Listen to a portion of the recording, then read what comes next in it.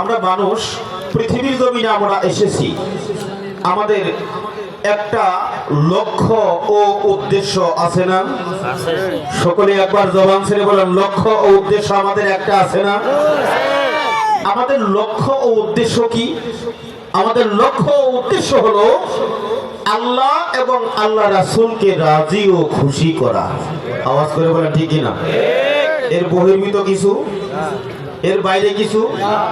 উম্মতে মুহাম্মদী, সমস্ত মুসলিম উম্মাহ, সারা পৃথিবীর জমিনের সমস্ত মুসলমানগণ, তাদের একটাই লক্ষ্য, একটাই উদ্দেশ্য, সেটা হলো আল্লাহ এবং আল্লাহ রাসূলকে রাজি ও খুশি করা।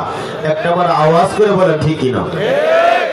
এখন যারা তরিকা করতেছে, যারা তাবলীগ জামাত, যারা জামাতে ইসলাম, হেফাজতে ইসলাম, হিজবুত তাওহীদ, এক কথা ইসলামের নামে বাংলাদেশে অনেকগুলি দল আছে।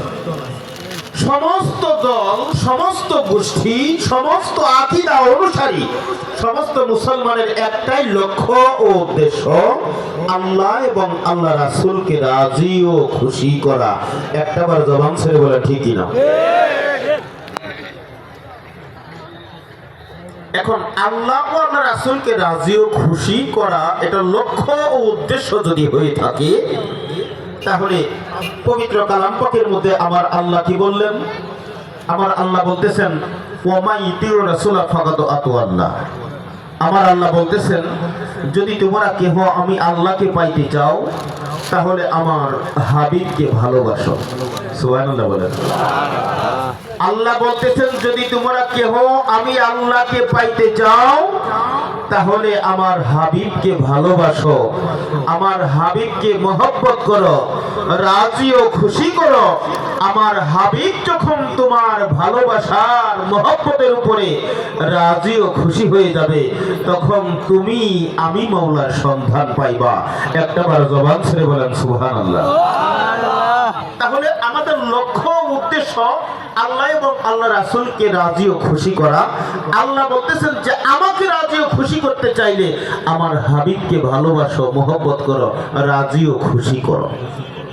এখন আল্লাহর হাবিবকে রাজি ও খুশি করতে হবে, ভালোবাসতে হবে, মহব্বত করতে হবে।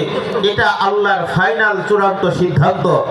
আর আল্লাহর হাবিবকে ভালোবাসা, মহব্বত করা, শামসুল হক ফরিদপুরি তিনি বলতেছেন, এই মিলাদ ও কিয়াম, যারা নবীজির উপরে মিলাদ পড়ে এবং দাঁড়াইয়া দাঁড়াইয়া সালাম দেয়, কিয়াম করে, এই ইবাদত, এই আমল উত্তম, মুস্তাহাব, মুস্তাহাসান, এটা উত্তম ইবাদত, ভালো ইবাদত। যেই ইবাদতের দ্বারাই নবীজির দিকে প্রেমকে বাড়াইয়া দেয়, মহব্বতকে বাড়াইয়া দেয়। আওয়াজ করে বলেন, জবান ছেড়ে বলেন সুবহানাল্লাহ। এখন নবীজির দিকে প্রেম বাড়াইয়া দেয়, মহব্বত বাড়াইয়া দেয়।